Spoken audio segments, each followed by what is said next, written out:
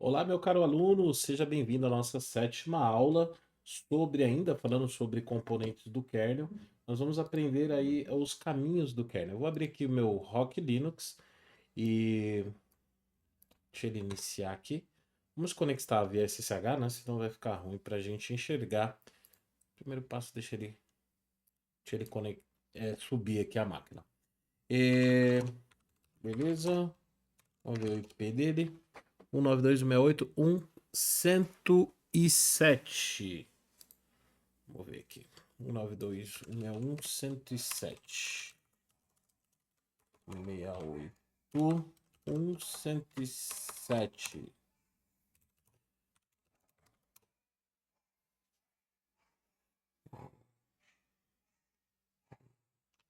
Será que eu me lembro a senha de root de usuário?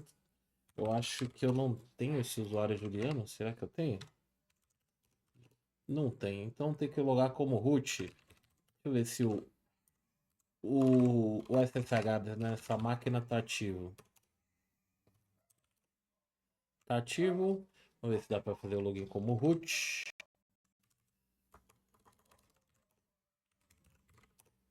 Pronto, conectei lá.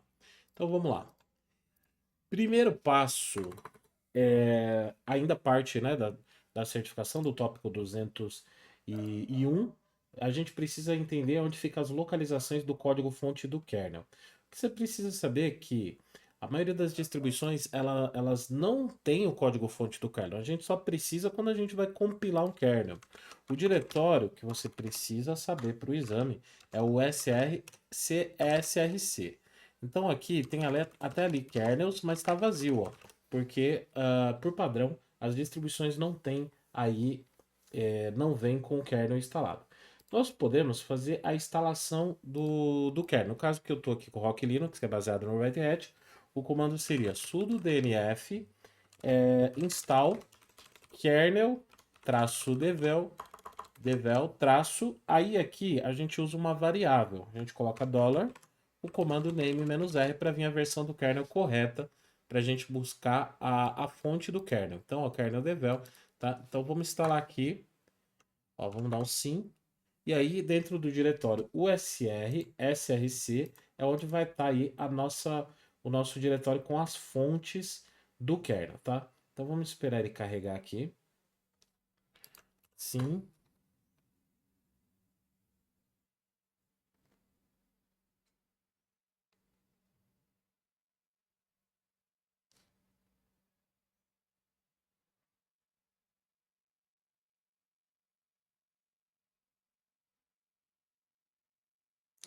Esperar um pouquinho. Bom, agora vocês vão observar dentro de o SRSRC, né? Que aqui em kernels vai ter aí, ó lá, 6.12, que é a versão do kernel que eu estou utilizando, ó, name-r. Então, tá aí as fontes necessárias. Muitas vezes você vai compilar, instalar algum aplicativo como VirtualBox, ele exige que você tenha as fontes do kernel, né? Um outro diretório importante que a gente precisa saber é o diretório /boot, onde fica aí os kernels que vocês estão utilizando. Nesse caso aqui a gente viu kernel 6.12, né? E agora nós temos as fontes desse kernel lá em USR, SRC, né? Kernel e a versão do kernel. Aqui dentro nós temos um diretório também chamado documentation, e dentro desse caminho é que vai ficar a documentação do kernel. Também é um diretório importante você saber para certificação. Então esse diretório vai ficar sempre em USR, SRC, pode ser Linux aqui ao invés de kernel, versão do kernel, documentação. Se você só tem um kernel, possa ser que o caminho fique USR, SRC, Linux, versão Linux, já documentation, para você acessar direto, né? No caso, essa organização aqui, kernels, o Red Hat, que ela faz, ela tem esse modo de organizar, tá?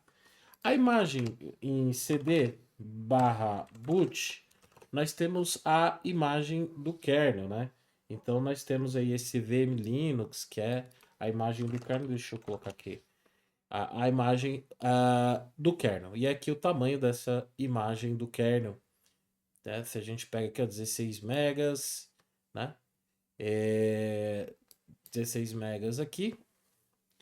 Essa imagem do kernel, ela que é carregado o Grub, é onde o Grub, o gerenciador de login, quando você liga o seu sistema, né, escolhe para iniciar o sistema.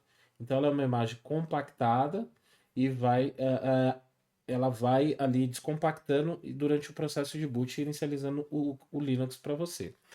Os módulos ficam dentro do diretório libmodules. Libmodules, aí no caso você vai ver a versão do kernel 6.12 e aqui nós temos os módulos do kernel, tá? Dentro desse diretório libmodules, versão do kernel que você está utilizando. Então os módulos eles são recursos ou drivers, né, que podem ser carregados dinamicamente no kernel, sem a necessidade da gente recompilar todo o sistema. Então, essas extensões, elas nem todas vêm ativas, mas a gente consegue ativar as extensões de acordo com a necessidade. Por exemplo, aqui dentro de kernel, ó, então olha lá o caminho que eu ficou. Libmodules, versão do kernel. Aqui eu vou encontrar várias extensões, né? E digamos que, vamos pegar aqui sobre FS, sistema de arquivo. FS, aí eu tenho suporte, ó, a NFS, a FET. Vamos ver aqui, ó, FET. Então, em FET, eu tenho aqui a extensão, ó, FET.ko, vfet.ko. Se eu não tiver com esse módulo ativo, eu posso ativar esse módulo no meu kernel, porque eu tenho essa extensão aqui dentro. Como que a gente pode ver se a gente tem essa extensão ativa? Então aqui, primeiro eu vou olhar no módulo do kernel através do comando lsmod para ver se eu tenho essa extensão já ativa. Olha, eu tenho essa extensão dentro aí do libmodules, mas pode ser que ela não está ativa. Então vou rodar aqui um lsmod grep vfet. Né? Ó, essa extensão vfet ela está ativa, beleza. Então, se ela não tivesse ativa, uma forma que nós poderíamos usar para ativar essa extensão é recorrendo ao comando, o comando modprobe. Então eu poderia rodar aqui modprobe vfet que eu ia ativar essa extensão. Nesse caso, essa extensão ela já está ativa, né? E se eu quisesse desabilitar essa extensão, então eu executaria, por exemplo, modprobe, posso usar -r vfetch. Ele falou que ele não deixou remover, por quê? Porque essa extensão, ela precisa, ela tem uma outra extensão que precisa dela, que é a vfetch, né? A vfetch em uso, o módulo está em uso. Então, vamos tentar uma outra forma aqui. Vamos tentar com rm mod vfetch. Módulo vfetch em uso. Esse módulo ele não pode ser removido porque algo aqui no sistema está utilizando. O que a gente pode fazer? A gente pode rodar um comando mount grep vfetch e ó, o sistema de inicialização boot EFI precisa do fetch rodando. Então a gente não consegue desabilitar esse módulo por conta que ele é um sistema essencial. Se a gente desabilitar, não vai inicializar nosso Linux, porque o /boot EFI precisa dele. Agora, se a distribuição, por exemplo, não utilizasse EFI, como por exemplo o nosso Debian. Vamos abrir o Debian aqui. O Debian não usa EFI nessa instalação que eu fiz. Então, não teria problema a gente desabilitar o modo VFET. O modo VFET, ele vai te dar suporte no seu Linux a partições, as partições FAT32, né? Muito comum em pendrives que a gente formata no Windows, né? Então, vamos acessar aqui também via SSH, 192.168.1191. 192.168.1191. SSH tem o Juliano, 192.168.1191. Vamos logar como root agora. E lá, lsmod grep vfetch. Ó, não tem esse módulo vfetch aqui. Mas vamos ver se lá em libmodules tem. Não tá ativo, tá vendo? Porque não tá sendo usado. Libmodules. Aí você, se você fosse instalar um pendrive aqui no módulo vfetch, ou FAT32, você não ia conseguir, porque ele não está esse sistema de arquivo ativado. Mas esse módulo está desativado, mas está aí dentro do diretório. libmodulus, versão do kernel. Vamos ver aqui. Vamos pegar aqui ls kernel fs. Então o caminho ficou libmodulus, versão do kernel fs. Vamos entrar aqui agora. Ah lá. Agora nós temos aqui. Vamos entrar aqui no vfetch. Ou melhor, fetch, né? E aí tem um módulo aqui dentro, tá vendo? Mas ele não tá ativo. Vamos primeiro então subir esse módulo para, se eu fosse instalar um pendrive, alguma coisa, com o vfetch eu ia precisar. Então, modprobe e o nome do módulo ali, ó. Modprobe vfetch. Ah, ele não deu o... como eu tô acessando o VSH, eu preciso colocar o caminho completo. sbin modprobe vfetch. Pronto. Agora, o que acontece? Esse módulo vai estar ativo. Para que eu não precise ficar toda hora colocando /sbin, vamos ativar o path da variável /sbin. Então, vou colocar aqui, ó, export path igual $path, /sbin. Pronto, agora eu vou digitar direto, ó, e vai funcionar ali o modprobe. Então, ó, lsmod vai mostrar todos os módulos. Vamos dar um grep para ver se agora tem o módulo do vfetch. Ah lá, o vfetch está ativo. Vou remover. Como aqui esse módulo não está sendo utilizado, eu vou conseguir remover com rmmod vfetch. Ó, agora se eu der um lsmod grep, vfetch não tem mais ele ativo. Até aí tudo bem. Então nós aprendemos a colocar, montar um módulo, mas quando eu reiniciar o computador, eu vou perder essa informação. A não ser que eu coloque essa informação dentro de um arquivo de configuração. Então eu posso colocar dentro do arquivo /etc módulos. Então eu quero que inicie sempre com o módulo vfetch, o meu Debian. Eu vou colocar aqui o módulo que eu quero que inicie, tá? Isso serve para drive, por exemplo, um driver de rede, né? Agora eu vou rebootar a máquina, né? Ele vai rebootar aqui a máquina. Deixa ele rebootar, a gente conecta de novo para ver que tem que subir no boot já com o módulo, né? Então deixa ele subir ali. Bom, beleza, subiu. Vamos desconectar de novo lá. E agora, ao logar como root, ao digitar lsmod grep vfetch, o módulo aí, veio durante o boot. Que maravilha, né? Agora, se eu quero remover esse módulo, eu posso remover ele. Primeiro, eu posso remover, né, com rrmod. Só que quando eu reiniciar de novo, vou ter que colocar o path. Vamos colocar aqui export, né? rmmod vfetch, beleza, removi. Mas é o seguinte, eu coloquei lá no arquivo de inicialização, no /etc modules. Então eu preciso remover daqui ou comentar, ó, né? Beleza, comentei.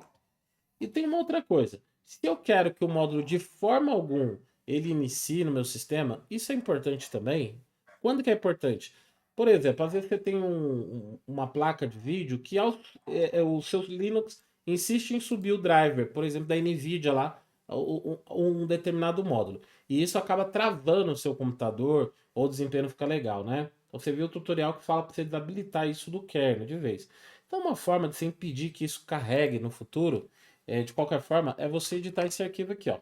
Você vai vir no etc modprobe.d e você vai aqui criar uma blacklist. Você pode fazer assim, ó, blacklist.vfetch.conf. O nome do seu módulo aí, só que tem que ter o final aqui .conf, tá? Aqui dentro de modprobe. E aqui nessa blacklist eu vou escrever assim, ó, blacklist vfetch. Então agora eu estou garantindo que não vai subir mais de forma automática o meu módulo do VFET. Posso reiniciar o computador que ele não vai vir. Então, blacklist, você coloca todos os módulos que você, de fato, não quer que seu sistema carregue, tá bom? Então, por aqui a gente teve já mais esse conteúdo, deu para entender um pouquinho dos arquivos de configuração. Para certificação, você tem que lembrar de algumas coisinhas. O que você tem que lembrar para certificação? Opa, não tem nem o Nano, nem o Vim instalado aqui. Vamos instalar o Vim.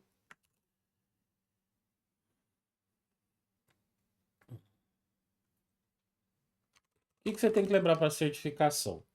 Você tem que lembrar que código-fonte, o caminho para código-fonte é o FR SRC.